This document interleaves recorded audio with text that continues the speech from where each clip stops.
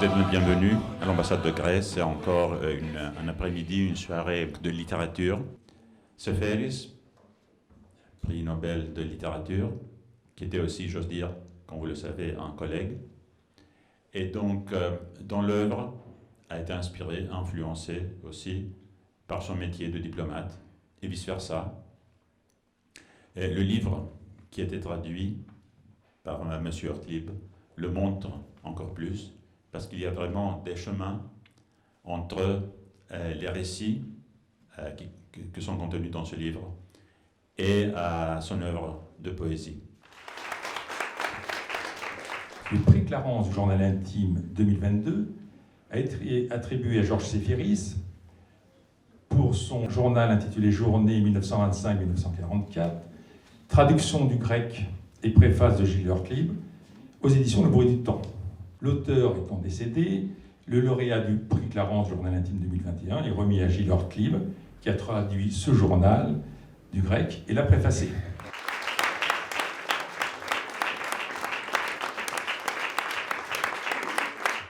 Je me suis muré dans cette traduction comme Jonas dans sa baleine.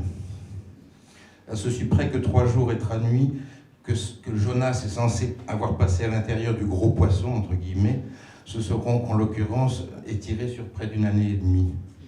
Et qu'une fois recraché sur le rivage, toujours entre guillemets, d'une vie moins confinée, il a bien fallu constater que ce long compagnonnage avec l'entre-deux-guerres avait sensiblement modifié à mes yeux le monde alentour, qu'il s'agisse d'événements historiques plus ou moins lointains, de lieux familiers à Athènes, ou même de certains paysages en Grèce.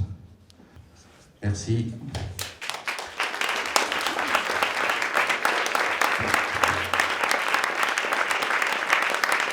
C'est une coïncidence heureuse que le destin éditorial de ces 4 premiers tomes du journal de Georges Seferis, écrit entre 1925 et 1944, soit tombé dans l'escarcelle des livres offerts à la curiosité et à l'examen du jury du prix Clarence du journal intime.